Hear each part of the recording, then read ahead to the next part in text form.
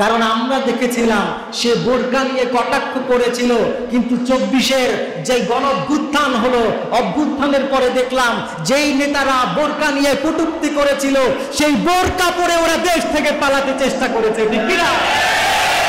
ফাতাবারাকাল্লাহু আহসানুল খালিকিন।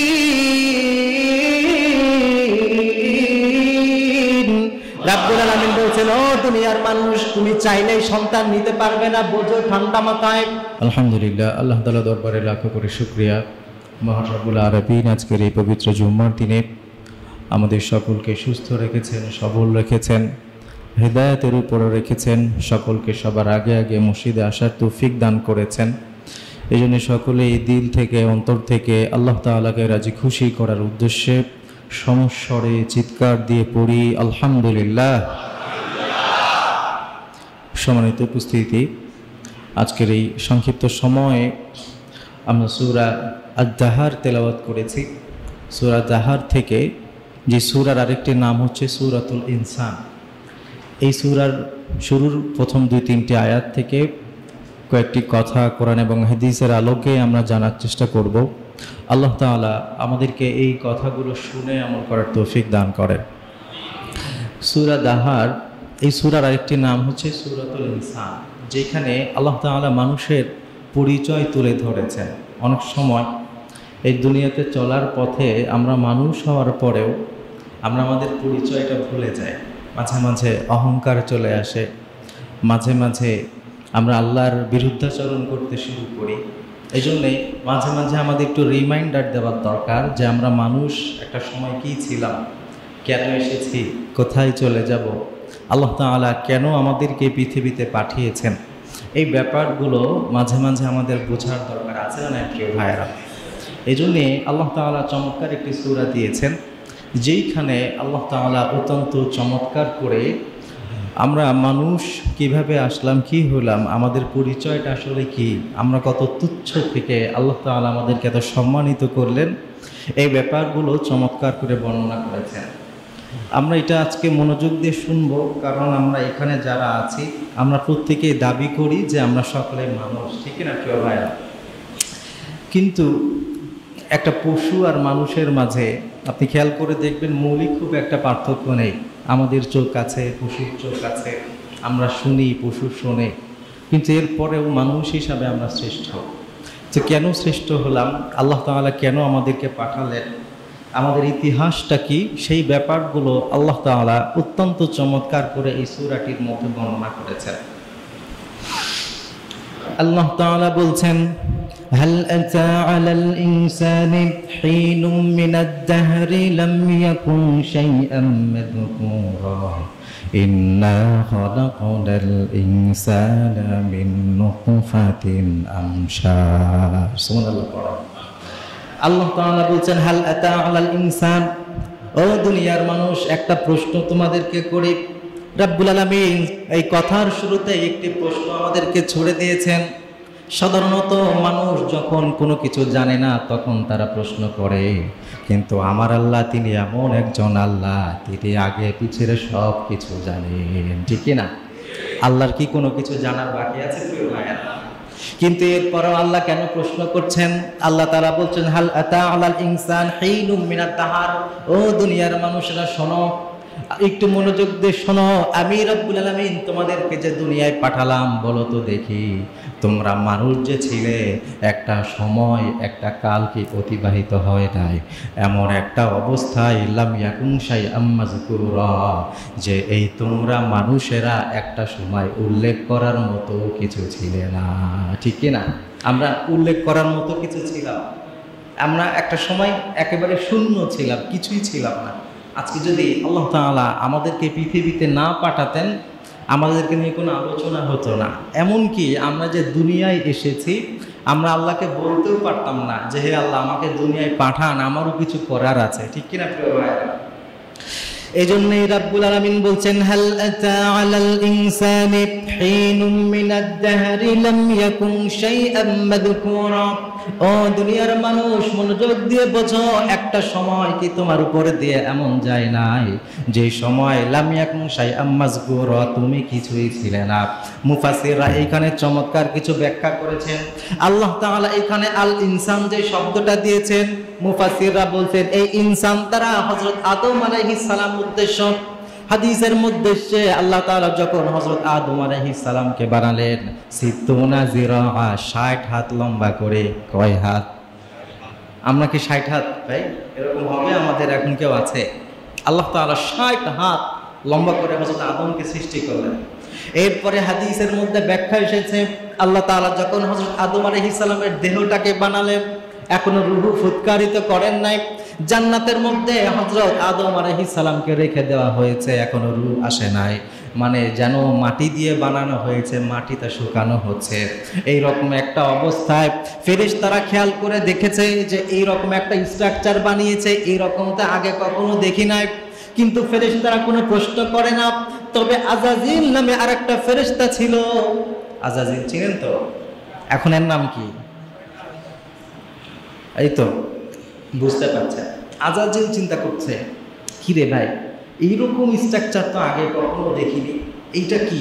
হাদিসের বুখারীর বর্ণনা এসেছে আজাজিল ওইটা বোঝার জন্য হযরত আদমের নাকের ভিতর দিয়ে, এই ছিদ্র দিয়ে ভিতরে ঢুকে পড়েছে। আজাজিল ভিতরে ঢুকে দেখার চেষ্টা করছে, গবেষণা করে যে এই জিনিসটা আসলে কি। গবেষণা করতে করতে মুফাসসিররা ব্যাখ্যা করছেন প্রায় 40টা বছর আজাজিল হযরত আদম আলাইহিস সালামের দেহের চারপাশে ঘুরে, কিন্তু এর আগা মাথা কোনো কিছুই সে বুঝতে পারে না। আর একটা দয়ীফ বর্ণনা আছে ইসরায়েলি রিওয়ায়াত, এটার মধ্যে আছে আজাজিল একটা পর্যায়ে রাগান্বিত হয়ে সে হযরত আদম আলাইহিস সালামের যে দেহটা ছিল ওইটার উপরে থুতু নিক্ষেপ করেছে। নাউজুবিল্লাহ বলবেন না। থুতু নিক্ষেপ করেছে কোন জায়গাটায় একটু খেয়াল করবেন। এই যে আমাদের পেটটা আপনারা দেখতে পান, এই পেটটার দুইটা অংশ আছে, একটা এই মূল পেট আর একটা নিচের অংশ যেটাকে আমরা তলপেট বলি, আছে না নাই ভাইয়েরা? এই যে মূল পেট আর তলপেট আছে, দুইটার মাঝখানে আর একটা জিনিস আছে যেটা একটু গর্ত মতো, আছে না নাই? কি বলে এটাকে? একটা ইসরায়েলের বর্ণনা এরকম আছে যে এই ইবলিস যখন থুতুটা নিক্ষেপ করল ঠিক তলপেটের ওই জায়গাটায় গিয়ে পড়েছে। রব্বুল আলামিন তিনি তো ভবিষ্যৎ জানেন, সব কিছুই তিনি জানেন। রব্বুল আলামিন যেই না দেখলেন শয়তান এমন কাজ করেছে, আল্লাহ তাআলা ফেরেশতাদেরকে বললেন যে জায়গায় ওই ইবলিস, ওই আজাজিল যেই জায়গায় থুতু ফেলেছে ওই জায়গা থেকে মাটিটুকু তুলে তোরা ফেলে দে। বর্তমান এই বিজ্ঞান এইটাও আরেকভাবে ব্যাখ্যা করে, কিন্তু মুফাসসিররা বলছে আল্লাহ তাআলা ওইখান থেকে মাটি একটুখানি তুলে ফেলার জন্য আদম আলাইহিস সালামের ওই চিহ্নটা রাখার জন্য আজও পর্যন্ত যত মানুষ জন্মগ্রহণ করে সকলের নাভির ওই জায়গায় মাংস কম। সুবহানাল্লাহ পড়ে। এই যে জিব্রাইল, এই যে ইবলিস একটা কাজ করে দিল, হাদিসের মধ্যে অনেকগুলো ব্যাখ্যা এসেছে। হযরত এই আদম আলাইহিস সালামকে আল্লাহ জিজ্ঞাসা করছে, ও আদম, একটা সময় কি তোমার এমন যায় না যে তুমি কোনো কিছুই ছিলে না, এরপরে তোমাকে সৃষ্টি করেছি? এজন্যই এই জায়গায় এসে মুফাসসিরিন ইকরাম ব্যাখ্যা করেছেন আল্লাহ যে আমাদেরকে সৃষ্টি করেছেন, এই জায়গাটায় এসে একজন মুমিন যদি হতে চায় আল্লাহ তাআলার এই একটি কারণে, মিনিমাম 4টি কারণে মুমিন বান্দা আল্লাহ রাব্বুল আলামিনের প্রশংসা করবে। আমার কথা যদি বুঝে থাকতে বলেন তাহলে বলেন দেখি মুমিনরা আল্লাহ তাআলার কয় কারণে প্রশংসা করবে? সবাই বলেন কয় কারণে? 1 নম্বর কারণ লাম ইয়াকুন শাইআম মাযকুরা, আমরা কিছুই ছিলাম না, অনস্তিত্ব থেকে আমাদেরকে অস্তিত্ব যিনি দান করেছেন, চিৎকার দিয়ে বলেন তিনি কে? আল্লাহ তাআলা আমাদেরকে অস্তিত্ব দিলেন, এই জন্য 1 নম্বরে শুকরিয়া। 2 নম্বরে শুকরিয়া হচ্ছে রব্বুল আলামিন আমাদেরকে অস্তিত্ব দেওয়ার পরে মানুষ হিসাবে দুনিয়ায় পাঠিয়েছেন। রব্বুল আলামিন চাইলেই আমাদেরকে কুকুর করে বানাতে পারতেন, হিংস্র কোনো জন্তু করে বানাতে পারতেন, ইঁদুর করে বানাতে পারতেন। আমরা মানুষ, এইখানে একজনও এমন শক্তি ছিল না। আল্লাহ যদি আমাদেরকে তুচ্ছ কোনো প্রাণী করে দুনিয়ায় পাঠাতেন, আমরা সবাই আন্দোলনে নামতাম যে আল্লাহ আমাকে আপনি মানুষ না বানিয়ে কেন গরু বানালেন। এইটাকে পারতাম প্রিয় ভাই, কিন্তু আল্লাহ তাআলা আমরা না চাইতেই মানুষ বানিয়েছেন। আপনি চিন্তা করে একটু মাথাটা ঠান্ডা করে বুঝেন, আল্লাহ যদি একটা কুকুর বানাতেন, কুকুরেরও তো একটা স্ট্যাটাস আছে, কুকুরের একটা স্ট্যাটাস আছে না নাই? কিন্তু আল্লাহ বলছে তুমি কিছুই ছিলে না, মানে কুকুরও তো বলার মতো একটা কিছু, কিন্তু তুমি এমন তুচ্ছ ছিলে, কুকুরকে মানুষ বলতেও পারে কিন্তু তুমি বলার মতো কোনো কিছু ছিলে না। অনেকে চিন্তা করতে পারেন কুকুরের আবার স্ট্যাটাস কেমনে। একটা উদাহরণ দিলে বুঝবেন। একটা ছেলে ফেসবুকে লাইভে আসছে, আসার পরে অনেক কান্নাকাটি করছে, সবাইকে বলছে ভাই আমার 3 বছরের বন্ধু, নাম তার পারভিন, হারায় গেছে। সে অনেক জার জার করে কান্নাকাটি করছে লাইভে এসে, আমার পারভিন হারায় গেছে ভাই, আপনারা একটু খুঁজে দেন, 3 বছরের অনেক স্মৃতি মনে পড়ে। তার লাইভ শোনার পরে অনেকেই কমেন্টে লিখছে ভাই তুমি এত কষ্ট পাও, তোমার কষ্টের কারণে আমাদেরও কষ্ট হচ্ছে, তোমার পারভিনের ছবিটা একটু আমাদেরকে দাও, আমরাও ফেসবুকে শেয়ার করে তোমার বন্ধু পারভিনকে আমরা খোঁজার চেষ্টা করব। লোকটি মানুষের কথা শুনে একটা ছবি পাঠিয়েছে তার বন্ধু পারভিনের। মানুষজন তাকিয়ে দেখে অবাক, আরে এইটা তো কোনো মানুষ না, এটা একটা কুকুরের ছবি। বুঝতেছেন কথা? আপনি যদি বিশ্বাস না করেন, কাটা বন আছে ওইখানে যাবেন, এক একটা কুকুরের দাম 8 লাখ 10 লাখ 20 লাখ টাকা পর্যন্ত কুকুর আছে প্রিয় ভাই। মানুষ ওইগুলাকে দাম দিয়ে কিনে যায়। আপনি আর আমি যত সুখে আছি তার চাইতে ওই কুকুরটাকে বেশি টাকা পয়সা দিয়ে ওরা লালন পালন করে, আছে না নাই? তার মানে একটা কুকুরেরও স্ট্যাটাস আছে, কিন্তু আমাদের তো কিছুই ছিল না। কিন্তু আমরা আল্লাহর কাছে বলি নাই আল্লাহ আমাদেরকে মানুষ হিসাবে বানান, না চাইতেও আল্লাহ মানুষ হিসাবে বানিয়েছেন। এই জন্য সকলে শুকরিয়া আদায় করে বলি আলহামদুলিল্লাহ। মুফাসসিররা ব্যাখ্যা করেছেন 3 নম্বর আর একটা কারণ, 3 নম্বর আর একটি কারণে আল্লাহ তাআলার প্রশংসা আমরা করব। এই যে দুনিয়ায় আল্লাহ তাআলা মানুষ হিসাবে বানিয়েছেন, মানুষ হিসাবে বানানোর পাশাপাশি রাব্বুল আলামিন আমাদেরকে মস্তিষ্ক দিয়েছেন, আমরা সুস্থ মানুষ।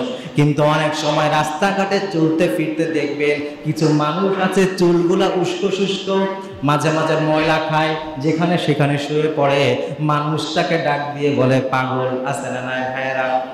তার পা কি গোল, কিন্তু এরপরও তাকে কেন পাগল বলে? পাগল হওয়ার অনেক কারণ আছে। বিজ্ঞান থেকে একটা উদাহরণ দিয়ে একটুখানি বুঝতে পারবেন। আল্লাহ তাআলা আমাদের যে মাথাটা দিয়েছেন, এর মধ্যে যে মস্তিষ্ক দিয়েছেন, বিজ্ঞানীরা বলছে এই মস্তিষ্কের মধ্যে অনেকগুলা রক্তনালী আছে। আপনি কল্পনা করতে পারবেন না রক্তনালীর সংখ্যা কত, এই রগগুলোর সংখ্যা কত। বিজ্ঞানীরা বলছে এই রগগুলা আল্লাহ তাআলা এতগুলা দিয়েছেন, এইগুলা যদি একটার সাথে আর একটা জোড়া দেওয়া যেত, এইটা এই পরিমাণ লম্বা হতো, গোটা পৃথিবীকে 4 বার এই রগ দিয়ে পেঁচিয়ে ফেলা যেত। সুবহানাল্লাহ পড়ে। কল্পনা করেছেন? আমাদের এই ব্রেইনটার মধ্যে আল্লাহ তাআলা এইরকম তার দিয়ে রেখেছেন, গোটা পৃথিবীকে 4 বার পেঁচিয়ে ফেলা যায়। আপনি একটা জিনিস চিন্তা করেন, এত বড় যদি একটা তার হইতো, এই তারটার ওজন কত হইতো আর কত বিশাল হতো না প্রিয় ভাইরা? আমাদের মাঝে যে আল্লাহ এমন মস্তিষ্ক দিলেন, এইটার ওজন কত হইতে পারে আপনাদের কি ধারণা? একটুখানি মনোযোগ দিয়ে বোঝার চেষ্টা করবেন। বিজ্ঞানীরা বলছে আল্লাহ তাআলা যে মস্তিষ্ক আমাদেরকে দিলেন, এইটা এত বিশাল লম্বা যে 4 বার পৃথিবীকে পেঁচিয়ে ফেলা যায়। কিন্তু বিজ্ঞানীরা বলছে আল্লাহ তাআলা এইটাকে এত হালকা করে বানিয়েছেন, মাত্র 100 থেকে 150 গ্রাম এইটার ওজন, কিন্তু এইটা লম্বা করলে লক্ষ লক্ষ কিলোমিটার হয়ে যায়। সুবহানাল্লাহ পড়েন। রব্বুল আলামিন এই মস্তিষ্কটা যে আমাদেরকে দিয়েছেন, বিজ্ঞানীরা বলছে অনেক সময় এই রগগুলোর মধ্যে 1-2টা রগ এমন থাকে যেইগুলা দিয়ে রক্ত চলাচল করতে পারে না।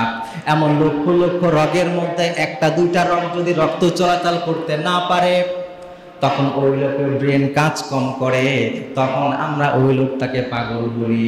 আমার কথা বুঝে থাকলে বলেন, আল্লাহ যদি আমাদের রগগুলোকে একটা দুইটা ড্যামেজ করে দিত, আমাদের কি কারো ক্ষমতা আছে সেটার প্রতিবাদ করার? আছে?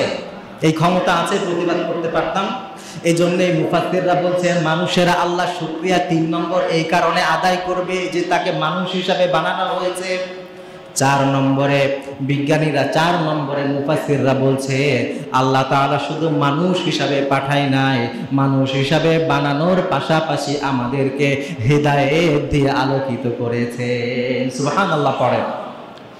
একটা জিনিস চিন্তা করবে, একটা মানুষ সুস্থ সবল, টাকা পয়সা তার অনেক আছে, কিন্তু তার কপালে যদি হেদায়েত না থাকে, এই লোকটা শ্রেষ্ঠ নাকি একটা মানুষ কষ্টে চলে, অনেক কষ্টে দিনাপিতাত করে, কিন্তু আল্লাহ তাকে হেদায়েত দিয়েছে, সে শ্রেষ্ঠ? কোনটা শ্রেষ্ঠ ভাই? ইমানদাররা শ্রেষ্ঠ না? এই জন্য মুফাসসিররা বলছেন মানুষ এই 4টা নিয়ামত আল্লাহ যে তাকে দান করেছে, এই 4টা দানের আল্লাহ তাআলার প্রশংসা করতে হবে।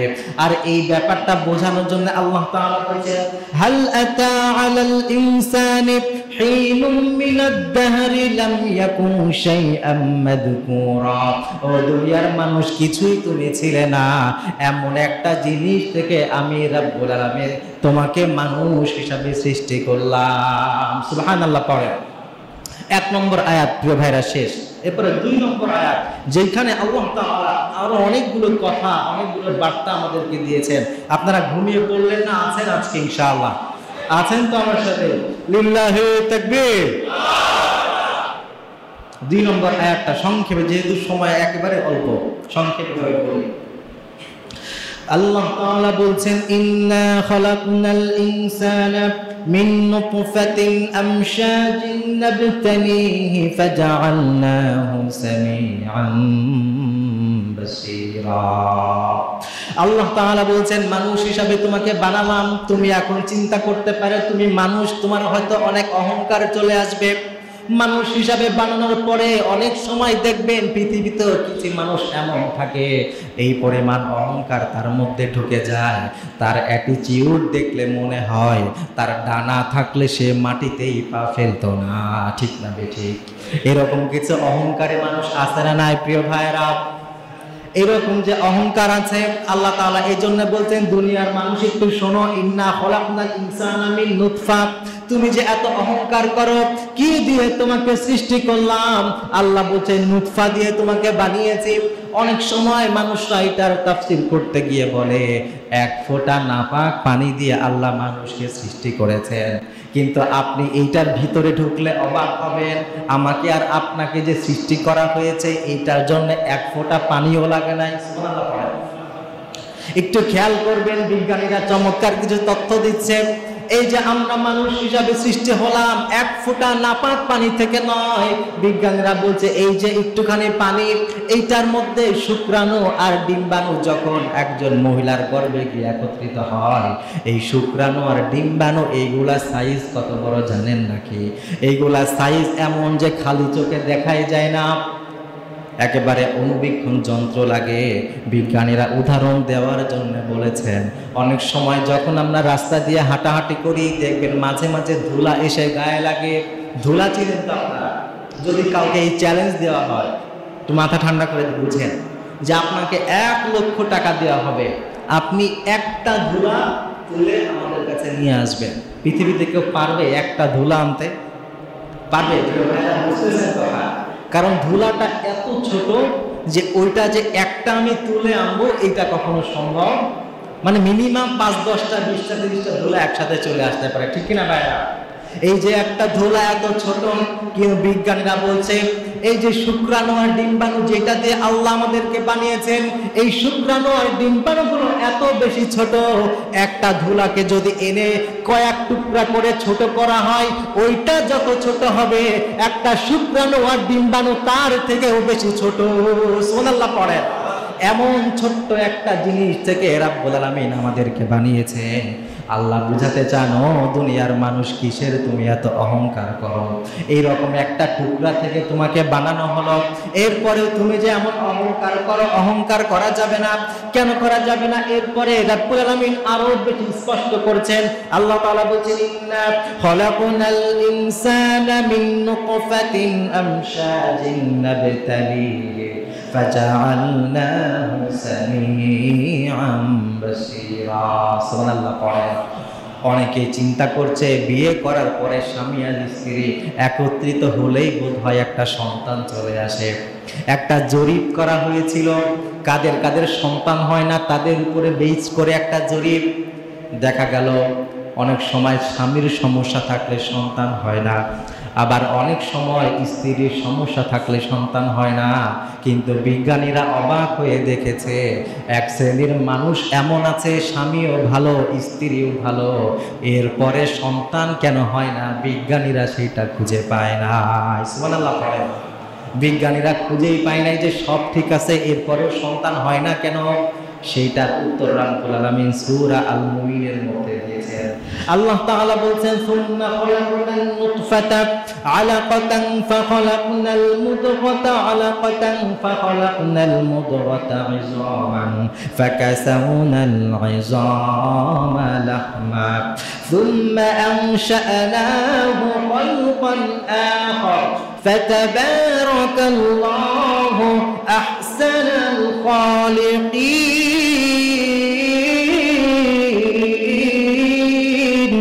রব্বুল আলামিন বলছেন, ও দুনিয়ার মানুষ, তুমি চাইলেই সন্তান নিতে পারবে না, বোঝো ঠান্ডা মাথায়। আল্লাহ তাআলা বলছেন তুমি চাইলেই পারবে না। 40 দিন যখন আমাদের এই ভিতরের শুক্রাণুর বয়স হয়, ছোট্ট একটা রক্তপিণ্ড তৈরি হয়। এইটা হওয়ার পরে একটা ফেরেশতা আল্লাহ পাঠিয়ে দিন, সে 40 দিন এইটা তৈরি করে। এরপরে আল্লাহকে বলে, আল্লাহ রক্ত তো হয়েছে, এখন কি আমি এইখান থেকে একটু মাংস তৈরি করব? আর 40 দিন করে গেলে আল্লাহর কাছে আবার বলে, আল্লাহ মাংস কিছু হয়েছে, কিছু হাড্ডি বানাবো নাকি? প্রত্যেক 40 দিন পর পর এই ফেরেশতারা আল্লাহর কাছে অনুমতি চায়। আল্লাহ অনুমতি দিলে সন্তান হয়, অনুমতি না দিলে সন্তান হয় না। সুবহানাল্লাহ পড়েন। তার মানে স্বামী আর স্ত্রী সব ঠিক থাকলেও আল্লাহ যদি অনুমতি না দেন, সন্তান কি হবে ভাই? এই জন্য বিজ্ঞানীরা এইটার কখনো খুঁজে পাবে না কুল কিনারা, কারণ এইখানে সরাসরি আল্লাহর হুকুম রয়ে গেছে। এই জন্য আল্লাহ তাআলা এত চমৎকার করে সৃষ্টি করলেন। এরপরে আবার আল্লাহ তাআলা বলেছেন, খলাকাল্লাহু আদামা বিয়াদিহি, আমি মানুষকে আমার নিজের হাতে সৃষ্টি করলাম। সুবহানাল্লাহ পড়েন। আল্লাহ তাআলা এই গোটা পৃথিবী বানাতে তার হাত ব্যবহার করেন নাই। ইদা আরাদা শাইআন আইয়াকুলা লাহু কুন ফায়াকুন, আল্লাহ রাব্বুল আলামিন কুন বললে হয়ে যায়। কিন্তু মানুষকে আল্লাহ তাআলা এত মহব্বত করেছেন, রাব্বুল আলামিন নিজের হাতে সৃষ্টি করলেন। কিন্তু এরপরে সৃষ্টি করে ক্ষান্ত হন না, এরপরে আল্লাহ আরো ব্যাখ্যা দিচ্ছেন, তোমাকে যে এই যে শুক্রাণু আর ডিম্বাণু থেকে সৃষ্টি করলাম, এতটুকু করে ও বান্দা আমি ক্ষান্ত হই নাই। এরপরে আল্লাহ বলছেন, নাবতালিহি ফাজআলনা, রাব্বুল আলামিন বলছেন নাবতালিহি, এরপরে আমি তোমাকে সুসজ্জিত করেছি। নাবতালি এইটা এমন একটা শব্দ, শুধুমাত্র এইটা নিয়ে কয়েক ঘন্টা আলোচনা করা যাবে। কারণ বিজ্ঞানীরা এই আয়াত গবেষণা করে দেখেছে, আল্লাহ তাআলা এমন ভাবে আমাদেরকে সাজিয়েছেন, যেটা যেখানে যতটুকু দরকার ততটুকু দিয়ে আল্লাহ আমাদেরকে সাজিয়েছে। সুবহানাল্লাহ পড়েন। একটু মাথা ঠান্ডা করে এবার আরেকটা ব্যাপার বোঝানোর চেষ্টা করি। এই যে আমাদের মাথা আপনারা দেখেন, ছোটবেলায় চুল বড় হয়ে গেলে বাবা মা দেখবেন অনেক সময় ধরে বেলেট দিয়ে মাথাটাকে টাক করে দেয়। যে ছেলেটার চুল ছিল এখন মাথায় চুল নাই, রাস্তা দিয়ে হাঁটতে গেলে অনেকে বলে, কিরে টাক বেল আছে না নাই? অনেকে এই টাক মাথাকে বেলের সাথে তুলনা করে। কিন্তু আপনি একটা ব্যাপার একটু ঠান্ডা মাথায় খেয়াল করে দেখেন, একটা বেলকে যদি আপনি একটা বাড়ি দেন আর ওই বেলটা যদি ফেটে যায়, দেখবেন গোটা বেলটা ফেটে ভেতরে থেকে সব কিছু বের হয়ে গেছে। ঠিক না বেঠিক? আর একটা উদাহরণ দেই, পাকা নারকেল আপনার বউ বলছে কিনে নিয়ে আসবা, তোমাকে খাওয়াবো। আপনি একটা পাকা দেখে ঝুনা নারকেল কিনে আনছেন, আনার পরে ওটা ঠিকঠাক মতো কাটাকাটি শেষ। এরপরে আপনার বউ বলছে এটা সমান করে সুন্দর করে কাটবা, যাতে করে আমি ভালো মতো এটাকে কুড়াতে পারি। এখন আপনি সাবধানতার সাথে এই পাকা নারকেলের যে মালাই হয় এইটা নিয়ে একটা এইখানে বাড়ি দিয়েছেন, আর এক পাশে আর একটা বাড়ি দিয়েছেন, দেখবেন সব দিকে বাড়ি দেওয়া লাগে না, একটা দুইটা বাড়ি দিলে গোল হয়ে পুরাটা এইটা ফেটে যায়, ঠিক না বলেন? এইবার 3 নম্বর আর একটা উদাহরণ নেন প্রিয় ভাইরা। এলাকার একটা ছেলে নতুন করে একটা বাইক কিনেছে, অনেক শখ, নামাজ কালাম ঠিক মতো পড়ে না, ঠিক মতো খাবার দাবার খায় না। বাবা বলছে, কিরে ছেলে তোর এইরকম অবস্থা কেন, ঠিক মতো পড়াশোনা কেন করিস না? ছেলে বলছে, বাবা রয়্যাল এনফিল্ড আসছে, এটা কিনে দাও, ঠিক মতো পড়াশোনা করব। নতুন বাইক কিনে দেওয়ার পরে আমাদের ছেলেরা যখন বাইকে ওঠে মনে হয় ও বাইকে না যেন প্লেনে ঘুরে বেড়াচ্ছে, আছে না? দিছে এক বিশাল টান আপনার চৌরাস্তার এই মাথা দিয়ে। ফ্লাইওভারের কাছে আসার পরে এমন জোরে একটা ধাক্কা লাগছে, ধাম করে পড়ে গেছে। পড়ে যাওয়ার পরে তার মাথায় লাগছে আঘাত। কিন্তু আমার কথা বুঝে থাকলে বলেন, যে এখানে আঘাত লাগছে, আঘাত লাগার কারণে তার পুরা মাথাটাকে গোল করে কখনো ফেটে যায় নাকি? পুরা মাথা ফাটে ভাই, কেন ফাটে না? বিজ্ঞানীরা চমৎকার ব্যাখ্যা দিয়েছে, একটু ঠান্ডা মাথায় বুঝবেন। বিজ্ঞানীরা বলছে আল্লাহ তাআলা যে আমাদের এই মাথাটা দিয়েছেন, এইটা বেলের মতো কিংবা নারিকেলের মতো না। এই যে একটা মাথা আমরা দেখতে পাই, বিজ্ঞানীরা বলছে মিনিমাম 54টা হাড় একত্রিত করে ছোট্ট ছোট্ট স্তর বানিয়ে বানিয়ে ওইটাকে আবার বিশেষ এক ধরনের সুতার মাধ্যমে এমন ভাবে রাব্বুল আলামিন এই মাথার হাড়টা তৈরি করেছেন, এইটা যদি বাড়ি একবার লাগে যাতে করে পুরা মাথা ফেটে না যায়, যেখানে বাড়ি লাগবে অতটুকুই শুধু ফেটে যাবে। যদি ওইটা সেলাই করা হয়, এই মাথাটা আস্তে আস্তে আবার আগের মতো কাজ করবে। সুবহানাল্লাহ। এই যে আল্লাহ তাআলা বেরেন দিলেন, এই জন্য আল্লাহ বলছেন মাথা যে তোমাকে দিলাম, রব্বুল আলামিন বলছেন নাবতালিহি, তোমাকে সুবিন্যস্ত করে সাজিয়েছে। আর একটা উদাহরণ দিয়ে বোঝানোর জন্য, এই যে আমাদের শরীরের মধ্যে দেখেন চামড়া আছে। অনেকেই মনে করে এই যে চামড়া আমরা দেখতে পাই, মানুষের দেহে বোধহয় একটা চামড়া থাকে। আপনি চামড়াকে নিয়ে যদি গবেষণা করেন, আপনার কোরআন হাদিস লাগবে না, চামড়া গবেষণা করে আল্লাহর পরিচয় এমন ভাবে পাবেন যে আপনার সিজদা করতে মন চাইবে। সুবহানাল্লাহ। এই যে আমাদের শরীরের চামড়া, আপনি খেয়াল করে দেখবেন যে চামড়াটা যেইখানে যেইভাবে দেওয়ার দরকার রাব্বুল আলামিন সেইভাবেই দিয়েছে। আপনার পায়ের নিচের যে চামড়া, এইটাকে আল্লাহ তাআলা বিশেষভাবে বানিয়েছে। আবার ত্বকের এইখানের চামড়াটা আলাদা, হাতের এইখানের চামড়া আলাদা, এইখানের চামড়া আলাদা। আবার আপনার জিহ্বা একটা আছে, জিহ্বার উপরে চামড়া আছে না? এইটার উপরেও বিশেষ চামড়া আছে। আপনার হাতে আল্লাহ এমন চামড়া দিলেন, আপনি যদি একটা গরম জিনিস ধরেন আপনি অনুভব করতে পারবেন এইটা গরম। একটা ঠান্ডায় হাত দিলে আপনি বুঝতে পারবেন এইটা ঠান্ডা। কিন্তু আপনি কোনো খাবারে যদি হাত দেন, আপনি বুঝতে পারবেন না এই খাবারটা টক নাকি মিষ্টি নাকি ঝাল। এইটা বোঝার জন্য আপনার জিহ্বার কাছে যাওয়া লাগবে কি লাগবে না? একই চামড়া, একটু বুঝেন ব্যাপারটা, এইখানেও চামড়া এইখানেও চামড়া। এইটা দিলে স্বাদ বোঝা যায় না, কিন্তু জিহ্বায় যেই আপনি লাগাবেন সাথে সাথে ওইটা কেমন স্বাদ, ওই শক্তি আল্লাহ রাব্বুল আলামিন এই চামড়াটার মধ্যে দিয়ে রেখেছে। সুবহানাল্লাহ। আর মাথা ঠান্ডা করে বুঝেন, বাসায় গেছেন, আপনার বউ বলছে স্বামী বাথরুমের যে স্যান্ডেলটা দিয়েছো পিছলা হয়ে গেছে, নতুন একটা স্যান্ডেল কিনে নিয়ে আসো। আপনি তো রেগে গেছেন, কিরে মাত্র 6 মাস হয় নাই স্যান্ডেল কিনছি, আবার কেন পিছলা হবে? বউ বলছে আপনার বাপে বাথরুমে ঢুকছিল, ওইটা নরম হয়ে যাওয়ার কারণে আরেকটু হলে পিছলায় পড়ে মাথাটা ফাটার মতো অবস্থা হতো। বলেন দেখি মাঝে মাঝে এমন হয় কিনা? 6 মাসের একটা স্যান্ডেল কিনেছেন, এইটার তলা ক্ষয় হয়ে যায়। আপনি কি বাথরুমে বসে দৌড়াদৌড়ি করার জন্য অলিম্পিকে যেমন প্রতিযোগিতা করে, আপনি কি বাথরুমে গিয়ে এমন প্রতিযোগিতা করেন নাকি? খালি একটুখানি যান, 5 মিনিট পরে বের হয়ে আসেন। এরপরও স্যান্ডেলের অবস্থা যদি এমন হয়, আপনার পায়ের নিচে রাব্বুল আলামিন একটা চামড়া দিয়েছেন, আপনি 30 বছর 50 বছর ধরে হেঁটে যান, আপনার চামড়া যদি ওই স্যান্ডেলের মতো হতো, তাহলে এখন আজকের দুনিয়ায় মানুষ খুঁজে পাওয়া যেত না। দেখা যেত মানুষ হয় হতে হতে মাথা পর্যন্ত চলে আসছে, ঠিক না বেটি? কিন্তু আপনি 30 বছর 40 বছর 50 বছর হাঁটলেন, আপনার পায়ের তলার জন্য কখনো নতুন চামড়া কেনা লাগে নাই, এইটা আমাদেরকে দান করলেন কে? অনেক দূরে যাওয়া লাগে না প্রিয় ভাই।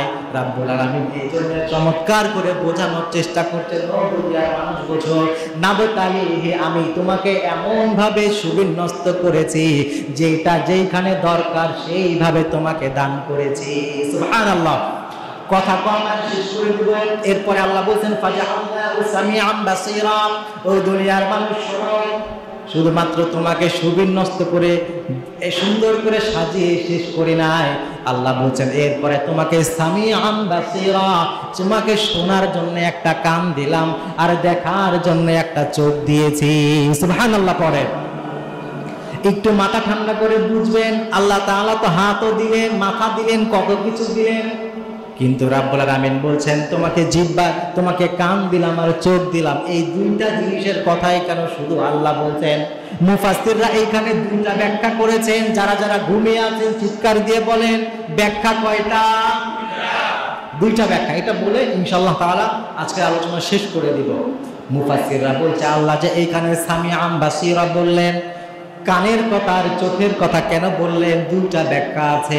এক নম্বর ব্যাখ্যা হলো এই যে আমাদের ব্রেইনটা যে কাজ করে, আমাদের এই ব্রেইনটা কাজ করার জন্য চোখ আর কানের সব থেকে বেশি দরকার। সুবহানাল্লাহ। বলেন একটা মিনিটের জন্য ধরে নেন, আপনি যদি চোখটা বন্ধ করে কানের কানের মধ্যে আঙ্গুল দিয়ে রাখেন, আপনার মনে হবে যে আপনি বেঁচে আছেন না মরে গেছেন আল্লাহই জানে। এরকম হবে না ভাই?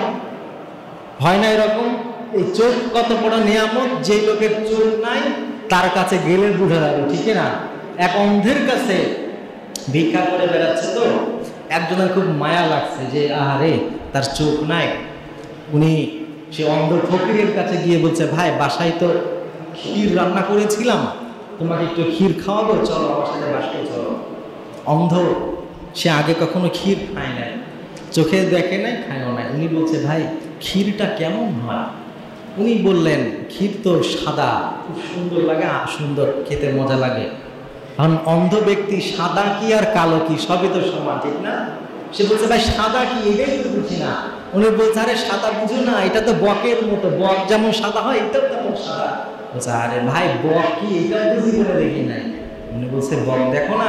উনি হাত এইভাবে করছে, করে বলছে এই যে দেখো, এই যে এই দেখতে পাচ্ছ, অন্ধ এইভাবে করে দেখি বাপরে বাপ, এই দিক দিয়ে ঘুরে এই পর্যন্ত অন্ধ তো ডরায় গেছে। বলছে ভাই তোর ক্ষীর তোর কাছে রাখ, আমি আমার ভিক্ষা নিয়ে ভালো আছি। কথা বুঝে থাকলে বলেন আসলে কি ক্ষীরটা এরকম? ও তো অন্ধ, ও তো চোখ নাই, ও তো বুঝতেছে না বিষয়টা আসলে কি। এই জন্য চোখ না থাকলে যার নাই সে বুঝে যে চোখের মূল্য কত, ঠিক না?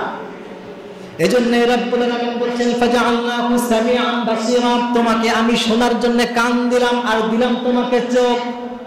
আরেকটা উদাহরণ বিজ্ঞান থেকে দেই, মাথাটা ঘুরে যাবে। কি চমৎকার একটা ব্যাখ্যা শুনেন। এই যে কেনাকাটা গলিতে আমার অনেকগুলা ভাই আছে যারা দোকানের ব্যবসা করে, সারাদিন ব্যবসা করার পরে শাটারটা বন্ধ করে ব্যবসা শেষ করে তারপরে বাড়ি চলে যায়, আছে না নাই? একদিন রাতের বেলা শাটার বন্ধ করতে গিয়ে জোরে জোরে টান দেয়, দেখে আর কাজই হয় না, অনেক জোরে টানে কাজ হয় না। একজনকে বলছে কিরে ভাই এত জোরে টান দেয় প্রতিদিন লাগে, আজকে লাগে না কেন? উনি বলছে আরে লাগবে কেমনে, সে 2 বছর আগে তুমি যে শাটারটা লাগিয়েছিলা মাঝে মাঝে একটু তেল টেল দিতে হয়, তাহলে ওইটা বেশি স্মুথ থাকে, আছে না নাই? বলে আপনি নাট লাগাবেন, দেখবেন মাঝে মাঝে ওইটা একটু তেল দিলে ওইটা একটু স্মুথ হয়। কিন্তু আপনার একটা চোখ আছে, এই চোখের উপরে একটা শাটার আছে না নাই? বিজ্ঞানীরা বলছে একজন সুস্থ সবল মানুষ, তার চোখের উপরে আল্লাহ যে একটা শাটার দিয়েছেন, এটা কতবার বন্ধ করে জানেন? বিজ্ঞানীরা বলছে একটা মানুষ একবার নয়, 2 বার নয়, প্রতিদিন মিনিমাম 15,000 বার চোখের শাটার বন্ধ করে। সুবহানাল্লাহ পড়ে। আপনি আপনার দোকানের ওই শাটার 1 মাস 2 মাস পরে তেল না দিলে ওইটা আর খুলে না, বন্ধ হয় না। কিন্তু 40 বছর 50 বছর আপনি আপনার চোখের শাটার লাগান আর খোলেন, কিন্তু একটা বারের জন্যও আপনার ওইখানে তেল দেওয়া লাগে নাই। কারণ বিজ্ঞানীরা বলছে এটা যতবার লাগে আর যতবার বন্ধ হয়, প্রত্যেকবার আমার আল্লাহ গায়েবী ভাবে ওর গায়ে তেল লাগায়।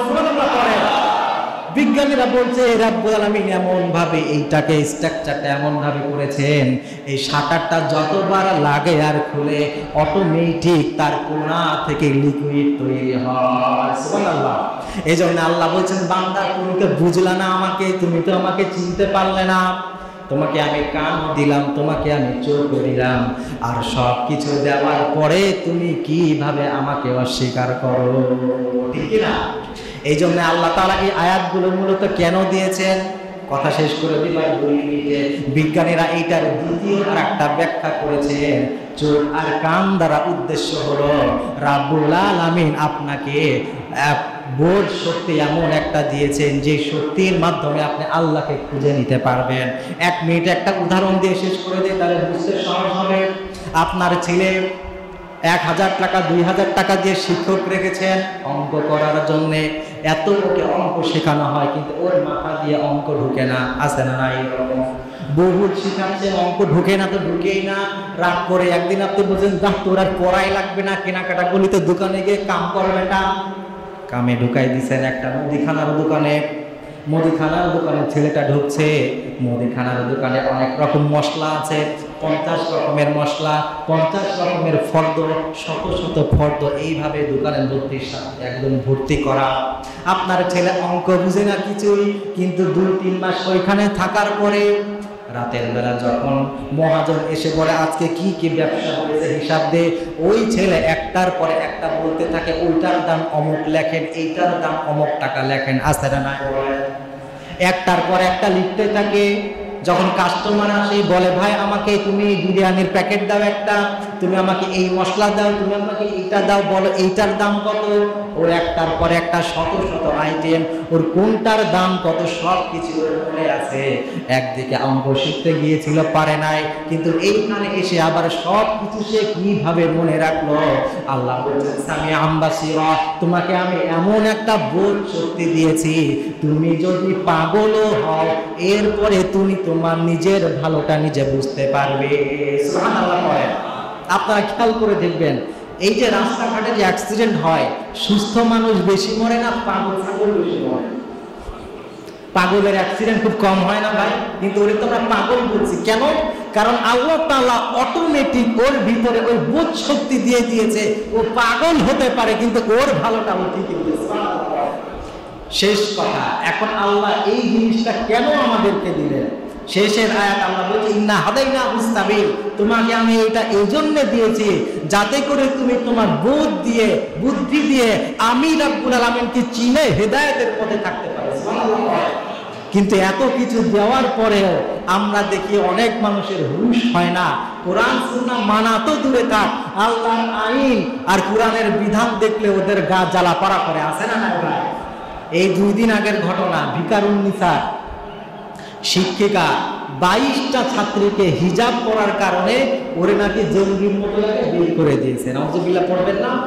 এইটা আমাদের বাংলাদেশের ঘটনা। আর একটা দেখলাম, একজন পুলিশ, তিনি দাড়ি রেখেছেন জন্য তাকে জরিমানা করা হবে, এই জন্য দাড়ি রাখার জন্য উনি তাদের উচ্চ পদস্থ যারা আছে তাদের কাছে অনুমতির জন্য দরখাস্ত করেছে যে আমি দাড়ি রাখতে চাই। নাউজুবিল্লাহ পড়ে। প্রিয় ভাই, আজকে আপনার বোরকা দেখলে ভালো লাগে না, আজকে বাংলাদেশে দাড়ি রাখার জন্য নাকি অনুমতি নেওয়া লাগে। এইগুলা আসলে ইতিহাস থেকে শিক্ষা নেয় না।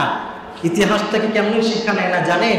2-3 বছর আগে আমি একটা, এই যে হয় না, বিভিন্ন বিতর্ক অনুষ্ঠান হয় যে টিভিগুলোতে, ইউটিউবে পাবেন, একটা অনুষ্ঠানের মধ্যে দেখলাম সেই সময়ের একজন বিশাল নেতা না আসলে নেত্রী, সে বলতেছে যে মেয়েরা বোরকা পরে এদেরকে নাকি জীবন্ত তাঁবুর মতো লাগে। না, মানে তাঁবু বুঝেন তো, চারপাশে আটকানো থাকে, ভিতরে মানুষ থাকে। উনি বলছে যে সব মেয়েরা হাত মোজা পা মোজা বোরকা পরে ঘুরে, এইগুলা হচ্ছে জীবন্ত তাঁবুর মতো। আল্লাহ তাআলা সে যে বোরকা নিয়ে কটাক্ষ করেছিল, আজকে যারা ইসলামের বিধান নিয়ে কটাক্ষ করে আল্লাহ তাআলা এইগুলাকে সহ্য করে না। কারণ আমরা দেখেছিলাম সে বোরকা নিয়ে কটাক্ষ করেছিল, কিন্তু 24-এর যে গণঅভ্যুত্থান হলো, অভ্যুত্থানের পরে দেখলাম যেই নেতারা বোরকা নিয়ে কটূক্তি করেছিল সেই বোরকা পরে ওরা দেশ থেকে পালাতে চেষ্টা করেছে, ঠিক কি না? আপনি আল্লাহর বিধান নিয়ে কটাক্ষ করবেন, আল্লাহ তাআলা ওই বিধান দিয়ে আপনাকে দুনিয়ায় শাস্তি দিবেন, ঠিক কি না বলেন? এই জন্য আপনি বুঝতে পারছেন না কোরআনের এই বিধান, আল্লাহর এই বিধান এটা কত গুরুত্বপূর্ণ। এই জন্য আল্লাহ তাআলা বলছেন তোমাকে আমি মস্তিষ্কও দিলাম, তোমাকে কান দিলাম, চোখ দিলাম, সবকিছু বুঝে শুনে আমার কাছে আসো। আর যদি আমার কাছে সবকিছু বুঝে না আসতে পারো, যদি এত কিছু দেওয়ার পরেও ইসলামের কথা শুনলে তোমার গা জ্বলে, ইসলাম দেখলে তোমার যদি জঙ্গিবাদ মনে হয়, তোমার চারপাশে বাটপার, চোর আর পাথর চোর দিয়ে ভরা, খুনি দিয়ে ভরা, কিন্তু তুমি আলেমদেরকে মৌলবাদ বলে কটাক্ষ করো, আমার কাছে এসে এগুলোর জবাব তোমাকে দেওয়া হবে, ঠিক না বলে? আমাদেরকে মৌলবাদী আর জঙ্গিবাদী বলে কটাক্ষ করেন, আল্লাহ তাআলা এই সবগুলাকে একদিন শায়েস্তা করবে। এই জন্য আল্লাহ বলছেন মেধা দিলাম, সবকিছু দিলাম, এইগুলা দিয়ে বুঝো, আল্লাহর বান্দা হয়ে তারপরে কবরে যাও। আল্লাহ তাআলা বোঝান, দিন সকালে পড়ে না আমি